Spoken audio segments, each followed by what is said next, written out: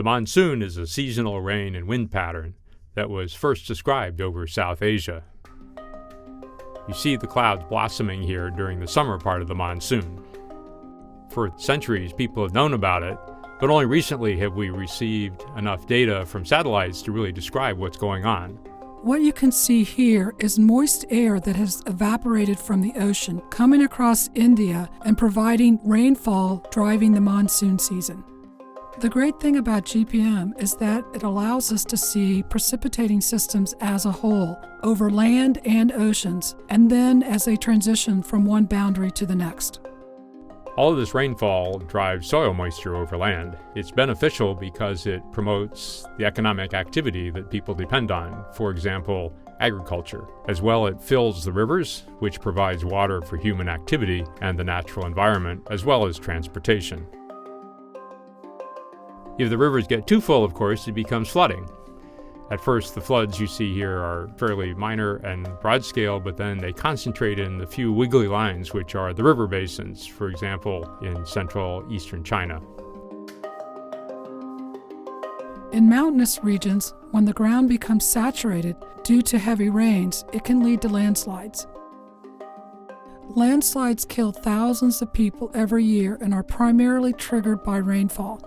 They are especially common within the Himalayan region each monsoon season. One really cool way to look at the monsoon is to do a split screen and look at the summer and the winter at the same time. In the summer, the wind is blowing onshore, bringing the moist, rain-laden air into the continent. In the wintertime, it blows off the continent. Now, those winds are basically driven by temperature differences between the ocean and the land. And where the land is nice and warm, the air expands and it draws in the moist precipitation from the ocean waters. But in the wintertime, it's very cold, and you can see that the moisture then goes from the continent back into the oceans. Over the past 50 years or so, satellites have been used to measure precipitation all around our Earth. With that data set, we're able to understand that monsoons occur not only in South Asia and India, but in other parts of the world as well. For example, Africa, where the temperature gradient is between the Atlantic Ocean and the Sahara Desert. The wind blows from the moist Atlantic Ocean onto West Africa, providing the moisture for the precipitation.